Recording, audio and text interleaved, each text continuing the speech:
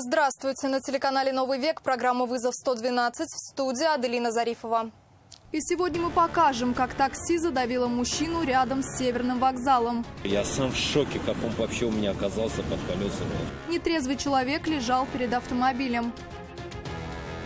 Расскажем, как нетрезвый водитель Форда сбил шедшего по тротуару пешехода и рухнул во враг. Идет анализ. И наезде иномарки на молодого человека, пересекавшего дорогу на самокате. Вначале как бы все пусто было, и взял и появился как бы. А также задержание водителя с признаками сильнейшего алкогольного опьянения. Прав лежат, что скажешь. Что за повод был пить и потом сесть за руль? Во всем виноват вот этот вот младший друг. Это и не только. Прямо сейчас. 58-летний мужчина погиб под колесами такси прямо перед входом на Северный вокзал. Автомобиль просто переехал человека, шансов выжить у него не было. 38-летний водитель уверял, мужчину он не видел. Высадил пассажиров и тронулся с места. В этот момент машину качнуло. И только когда вышел, понял, что на самом деле произошло. Я сам в шоке, как он вообще у меня оказался под колесами. Я просто в шоке, короче. Водитель Kia рассказал, привез пассажиров на вокзал. Простоял на этом месте всего несколько минут, пока люди выходили из салона. Завершил заказ и тронулся. В этот момент машину качнуло. Заказ завершил, все, вот приехал, людей привез, троих высадил, они ушли уже, все. Вот. Я завершил заказ, трогаюсь, и он оказывается у меня под колесами. Я не знаю, как он у меня оказался, просто вот секундное дело, я в телефоне пока сделал, завершил заказ, все там, может, сообщение посмотрел, положил телефон, все, в зеркала смотрю, трогаюсь, короче, и он оказывается у меня. Что произошло, понял только когда вышел из машины. Только проехал, дверь открываю, мне начинают там люди, ты че же там, говорит, человек же там, говорит, у тебя. Никто остановить не пытался там, типа, куда едете? Нет. Водитель автомобиля Kia начинает движение, совершил наезд на неустановленного пешехода, который находился на проезжей части, потерял равновесие и упал перед автомобилем. Обстоятельства ДТП выясняются. Очевидцы рассказали, что видели, как нетрезвый мужчина ходил рядом с вокзалом. Он был настолько пьян, что еле держался на ногах и периодически падал. Это зафиксировали и камеры наблюдения. Падал он и на тротуаре. Падение на проезжую часть прямо перед автомобилем стало для мужчины последним. Водитель Kia, как пешеход упал, не заметил. Лежащего перед колесами человека из салона автомобиля увидеть невозможно. Поэтому смело тронулся с места и проехал по мужчине. Оттуда медсестра вышла, она говорит, у него пульс есть, короче. Когда скоро приехала, они говорят, все, он мертвый. Личность погибшего установили после того, как тело извлекли из-под автомобиля. Степень вины водителя теперь, вероятно, будут устанавливать следователи в рамках уголовного дела. Рания Абдрахманова, Дарья Кореева, «Вызов 112». На улице архитектора Гайнудинова 27-летний водитель автомобиля «Форд», как установили автоинспекторы, превысил безопасную скорость, не справился с управлением, задел бордюрный камень и выехал на тротуар, где в это время шел 22-летний молодой человек. Сбив пешехода, автомобиль вылетел с дороги и рухнул в глубокий овраг. Пострадавшего пешехода госпитализировали и после оказания первой помощи отпустили на амбулаторное лечение. Водитель не пострадал, но автоинспекторы обнаружили у него признаки алкогольного опьянения. Мужчине предложили пройти экспресс-тест на наличие алкоголя в организме.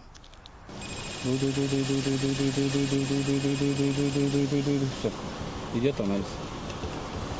Результат 0,291. Теперь водителя «Форда» ждет суд, который, вероятно, лишит его водительских прав за езду в нетрезвом виде и наложит штраф 30 тысяч рублей. Наказание за наезд на пешехода будет определяться с учетом мнения пострадавшего и тяжести полученных им травм.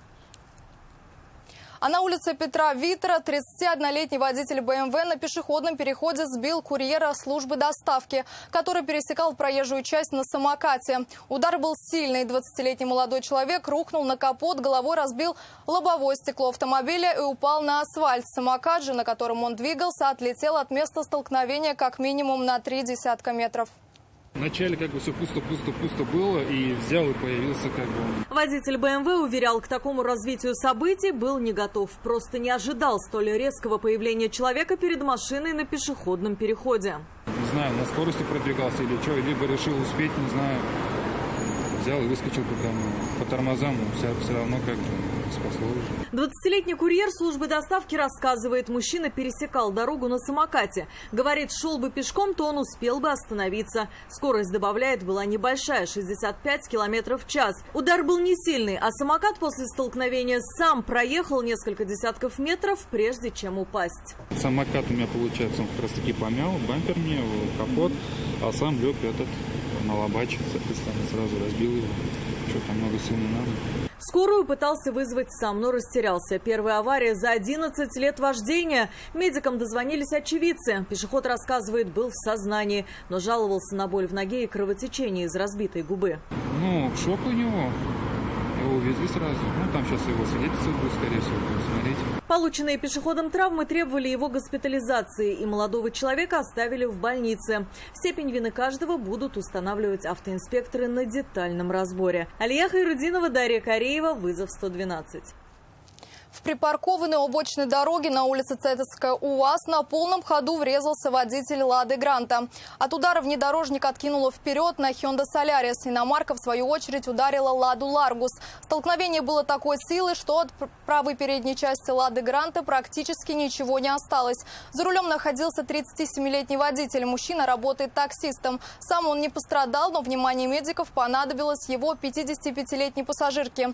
Госпитализировать ее врачи не стали, поводов для этого не было, но в случае ухудшения самочувствия посоветовали обращаться в больницу. Водитель такси рассказал, что просто не заметил стоящий у обочины внедорожник. Эту машину арендовал 2 месяца назад, и произошедшее его сильно опечалило. Но успокаивал он себя тем, что на переднем сиденье не было пассажиров, иначе закончиться все могло гораздо печальнее.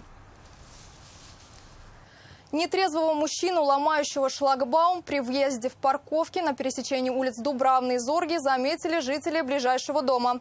После акта вандализма на их глазах он сел в автомобиль, за рулем которого был водитель также с признаками сильного алкогольного опьянения, и тронулись с места. Очевидцы тут же сообщили об этом автоинспекторам, которые оперативно задержали машину и находившихся в ней людей. Прав лежат, что скажешь.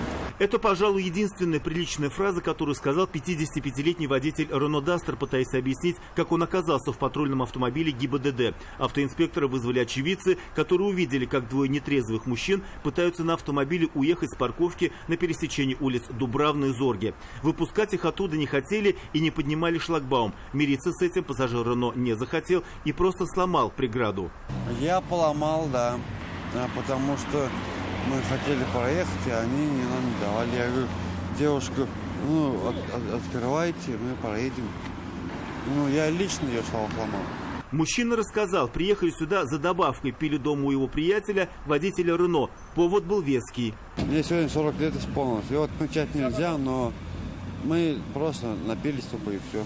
После того, как преграда была сломлена, они уехали с парковки, но были задержаны подоспевшим экипажем ГИБДД. Автоинспекторы предложили водителю пройти экспресс-тест на наличие алкоголя в организме. Но данную процедуру мужчина посчитал для себя неприемлемой и сообщил, что трубку в рот он брать не будет.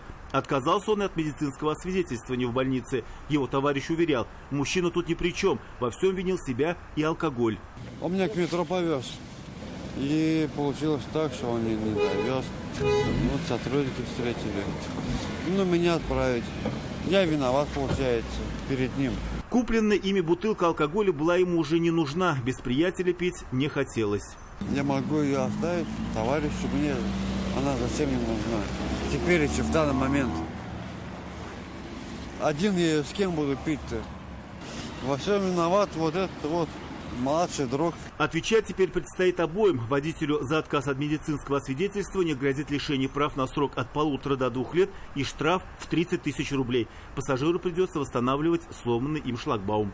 Если я виноват, я подержу свое наказание и даже убегать не буду. Радик Фархулин, Дарья Кореева, вызов 112. И это все, о чем мы успели вам рассказать. Обо всех происшествиях вы можете сообщить нам по телефону 570 50 50 или на мобильный 8 98 69 112 112. Также вы доступны в социальных сетях. Присылайте видео, снятое вами. В студии была Аделина Зарифова. До встречи. И не бросайте вызов судьбе. Вдруг она его примет.